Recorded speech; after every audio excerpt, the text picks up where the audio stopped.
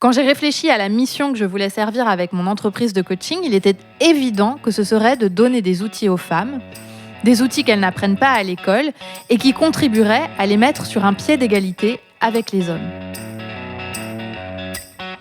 Bienvenue à toutes les femmes ambitieuses. Vous écoutez l'épisode 134 et aujourd'hui, je vous parle de la mission qui m'anime. Je m'appelle Jenny Chamas, je suis Master Coach certifiée. Femme ambitieuse est le premier podcast sur le leadership en France. Ici, j'aide les femmes à dépasser les obstacles pour intégrer et mener les organes de direction des entreprises et des administrations, développer leur entreprise, piloter leurs équipes et devenir de meilleurs leaders. Pour me soutenir dans cette mission, abonnez-vous au podcast et laissez un avis 5 étoiles sur la plateforme de votre choix. 1000 merci. Bonjour à toutes mes chers leaders. Je constate que de nombreuses femmes qui m'entourent se questionnent énormément dès lors que je mentionne l'idée de mission. Quand je parle de la raison pour laquelle vous vous levez le matin, des raisons pour lesquelles vous occupez ce poste dans cette entreprise ou pour lesquelles vous avez monté cette entreprise-là, dans ce secteur-là, au fond, qu'est-ce qui vous anime et qui vous motive ?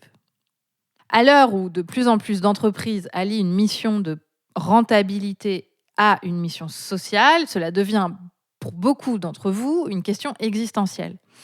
Quelle est ma mission ? Avec cette inquiétude sous-jacente qui est « je n'ai pas de mission », sous-entendu « je suis nulle ». Alors, je voudrais vous dire une chose avant toute autre chose. Vous n'êtes pas nul parce que vous n'avez pas de mission ou alors que vous ne l'avez pas identifiée ou alors que vous avez plein de moteurs différents. Votre mission ne détermine en rien votre valeur. Quoi qu'il arrive, vous êtes à 100% valable, mission ou pas. Tout le monde n'a pas vocation à avoir une mission sociale, politique, écologique ou autre. Je constate tout de même qu'il est parfois difficile d'être déconnecté de ce en quoi on croit vraiment, et notamment quand notre activité ne colle pas avec nos valeurs. Et c'est particulièrement vrai pour une leader qui pilote une activité qui est décisionnaire et qui doit convaincre et emmener les gens avec elle. Je sais que ce sujet taraude les femmes leaders qui veulent avoir de l'impact dans leur organisation et plus généralement dans la société.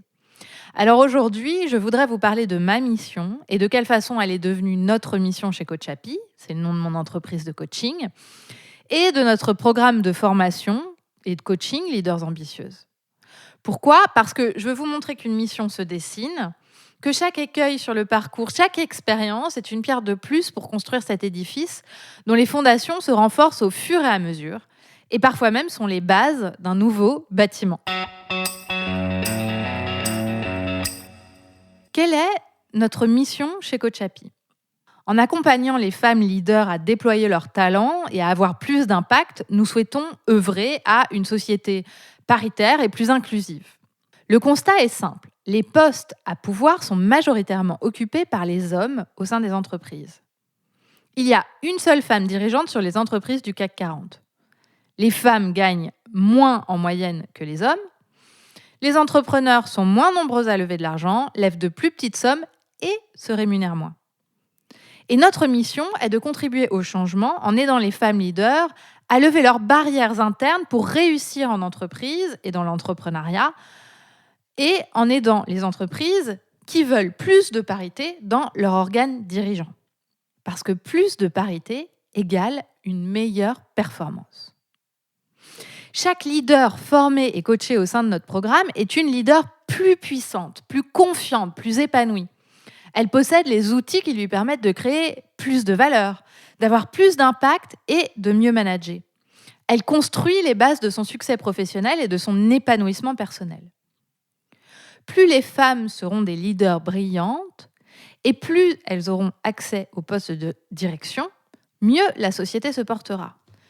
Il a été prouvé que les entreprises les plus performantes ont des équipes plus paritaires et plus diverses. Nous mettons entre les mains des femmes dirigeantes ou aspirantes dirigeantes des outils qu'on n'apprend pas à l'école et qui leur permettent d'être actrices du changement au service de leur organisation et aussi à leur propre service. Et cette mission ne s'est pas dessinée du jour au lendemain. Vous voulez que je vous dise un secret ? Je ne me suis pas réveillée un matin avec cette mission en tête. C'est le résultat de mon parcours de vie, de mes expériences, de ma curiosité, de mes lectures, de mon réseau, de tout un tas de choses. D'aussi loin que je me souvienne, j'ai toujours été féministe, c'est-à-dire pro-égalité homme-femme. Je suis d'origine libanaise de par mon père et j'ai été élevée par un couple mixte, ma mère étant française. J'ai toujours eu conscience, sans le formuler, qu'il existait dans la société une différence de traitement entre les hommes et les femmes. Et j'étais également consciente qu'il y avait une différence de traitement entre les femmes elles-mêmes, selon leur origine sociale, selon leur origine géographique, selon la couleur de leur peau, selon leur poids, leur apparence physique, selon leur handicap. Et moi, j'avais la chance d'être née dans une famille où je n'étais pas cataloguée à mon genre, au sein de ma famille, et même si j'avais des origines mixtes, ça ne se voyait pas. En bref, j'étais et je suis privilégiée. Et ce terreau plutôt facilité, on va dire, a fait que j'ai toujours eu énormément de rêves et d'ambitions, sans me sentir limitée à un rôle genré. J'ai toujours cru que j'y arriverais. Alors, arriver à quoi? Je ne sais pas, mais mes rêves n'avaient pas de limite. Je me voyais gamine étant commissaire de police, juge à la Cour constitutionnelle, grande avocate, des rêves très liés au droit et à la justice. Et finalement, j'ai fait tout autre chose car mon envie était de travailler avec des créatifs. Et j'ai longtemps voulu être agent d'artiste, puis j'ai fini par choisir la mode. Et là encore, j'ai poursuivi quelque part ma mission. Et à l'époque, je ne savais pas que c'était ma mission. Je comparais les salaires hommes-femmes dans mes premiers postes et ça me révoltait de constater qu'à l'époque, en début de carrière, démarraient les inégalités. J'ai très vite demandé ce à quoi je pensais avoir droit et je boostais mes copines pour qu'elles demandent plus et qu'elles négocient plus à leur poste. J'étais déjà en quelque sorte la coach. Et puis, j'ai dirigé une équipe en Corée du Sud. Et là, quel choc de constater la condition des femmes. Heureusement, j'étais dans une entreprise égalitariste, mais quand même. Je voyais les jeunes femmes de mon équipe, si ambitieuses, tout lâcher le jour où elles trouvaient un mari et avaient des enfants. Dès lors, leur rôle, qu'elles le veuillent ou non, était relégué à la maison. On perdait alors parmi nos meilleurs éléments sans qu'elles l'aient vraiment choisi ni voulu, mais par pure convention sociale et le résultat d'une société patriarcale. Elles devaient s'occuper des enfants et de leur mari. Elles se sentaient limitées car elles pensaient que faire carrière et avoir une famille n'était pas compatible. Elles pensaient aussi que ce n'était pas ce qu'on attendait d'elles. Elles avaient raison d'ailleurs. Pour l'entreprise, évidemment, c'était un désastre. Et pour elles, c'était terriblement triste. Alors j'ai continué à œuvrer à ma manière, à apporter mes idées françaises, européennes, occidentales dans le travail, à discuter avec elles, à leur montrer que si elles le souhaitaient, c'était possible autrement. Et à toujours m'assurer que, homme ou femme, je jugeais mes collaborateurs sur leur performance et pas sur leur genre ou sur leur apparence physique, ni sur leur origine. Dans mes postes, ma mission professionnelle n'avait rien à voir avec la parité ou la diversité en entreprise. J'étais là pour faire du chiffre d'affaires avec des produits, pour piloter des équipes, pour atteindre des objectifs financiers et des objectifs de stock. Mais en filigrane, j'ai toujours apporté ma touche, car c'était en moi, c'était qui j'étais, c'était aussi la raison pour laquelle j'avais choisi cette entreprise-là, qui promouvait déjà il y a longtemps l'inclusion et qui me semblait être en accord avec les valeurs que j'avais. Et malgré tout ça, malgré le fait d'être dans une entreprise qui était plutôt en avance sur ces sujets-là, je réalisais que le travail était immense. Il ne suffisait pas de changer les entreprises, en fait. Il fallait aussi changer nos pensées, notamment les pensées des femmes qui se limitaient à un rôle que la société leur avait attribué. Aujourd'hui, en grande majorité, les grands patrons sont des hommes. Donc évidemment, pour une femme, c'est difficile d'imaginer qu'elle puisse l'être. J'ai compris que nos plus grandes limites étaient en fait nos pensées et les biais socioculturels. Et puis un jour, un docteur m'a dit que j'attendais une fille. C'était mon deuxième enfant. Et cette nouvelle m'a fait l'effet d'un électrochoc. Je rêvais d'avoir une fille. Et en même temps, je ne voulais pas qu'elle galère et qu'elle ait à se battre plus que les hommes pour réussir et qu'elle vive dans une société inégalitaire. Et quand je me levais le matin pour travailler, je ne ressentais plus la même joie à faire ce métier. J'étais un peu lassée. Alors, ces 2 réflexions combinées m'ont amenée à me repenser professionnellement et c'est ainsi que je suis devenue coach. Quand j'ai réfléchi à la mission que je voulais servir avec mon entreprise de coaching, il était évident que ce serait de donner des outils aux femmes, des outils qu'elles n'apprennent pas à l'école et qui contribueraient à les mettre sur un pied d'égalité avec les hommes. Oser négocier, avoir confiance en elles, briguer les postes les plus prestigieux, à forte responsabilité, à haut revenu, créer de la valeur pour les entreprises et la société. Je l'avais moi-même fait dans ma carrière et je savais combien c'était dur pour une femme et encore plus une mère d'avoir ses ambitions. Et même si je ne le savais pas pour l'avoir vécu, j'avais compris que c'était encore plus dur quand on avait une couleur de peau qui n'était pas blanche et qu'on vivait en France, quand on était peut-être d'une taille supérieure à la moyenne, quand on avait un handicap, et j'en passe, et des meilleurs. Et mon constat, c'est que c'est difficile de trouver des rôles modèles, difficile de concilier vie professionnelle et vie personnelle, difficile d'assumer notre ambition quand la plupart des femmes n'osent pas la montrer parce que jusqu'à il y a peu de temps, c'était mal perçu.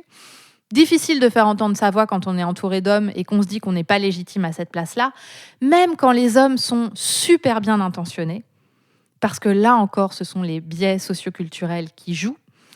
Difficile de donner des feedbacks directs et constructifs quand on a été socialisé pour être une petite fille sage et gentille.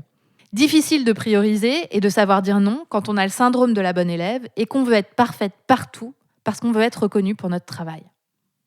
Ça paraît caricatural, j'en ai bien conscience, mais ces biais socioculturels sont tellement ancrés que même quand les entreprises œuvrent à plus de parité et de diversité, les femmes se mettent quand même des limites de façon inconsciente. Et bien souvent, les entreprises n'aident pas de la meilleure des façons parce qu'elles ne sont pas toujours conscientes des barrières les plus puissantes, celles qui sont internes aux femmes. 3 jours de formation sur le leadership, c'est génial, mais c'est loin d'être suffisant pour résoudre le problème et véritablement créer des résultats. Alors, chemin faisant, forte de ces constats et de mon expérience du leadership et de mes compétences de master coach, j'ai créé un programme de coaching de groupe, Leaders Ambitieuses, capable de répondre à ces défis. Je suis persuadée que si les femmes se sentent plus puissantes, s'aiment mieux et s'affranchissent du regard des autres, elles pourront avoir bien plus d'impact dans leur entreprise et auprès de leurs équipes. Quand on doute moins de soi, quand on a moins peur, quand on est animé par une mission, alors on crée plus de valeur. On ose mettre en avant nos idées, on ose dire les choses, on ose demander et on crée de meilleurs résultats. À force de coacher des femmes leaders et dirigeantes, j'ai affiné la mission de notre entreprise et j'ai mis au point le programme Leaders Ambitieuses pour former et coacher les femmes leaders avec l'objectif qu'elles réussissent à leur poste et qu'elles puissent briguer la direction d'entreprise ou diriger une entreprise, la leur pourquoi pas, qui fonctionne, qui soit rentable, qui permette de les payer largement et qui ne soit pas juste se satisfaire d'arriver à boucler la fin du mois. Au début, j'accompagnais les leaders en individuel. C'était jusqu'à ce que je comprenne que l'une des faiblesses des femmes qui dirigent était de le faire en solo, de ne surtout pas montrer leur vulnérabilité, alors que pour se sentir puissante, on a besoin d'être soutenue et challengée avec bienveillance. Et cela ne peut se faire que si on admet là où on a des faiblesses pour pouvoir y travailler et créer des forces. C'est pourquoi Leaders Ambitieuses est un programme de groupe dans lequel les participantes apprennent ensemble, partagent leur expérience et se soutiennent énormément.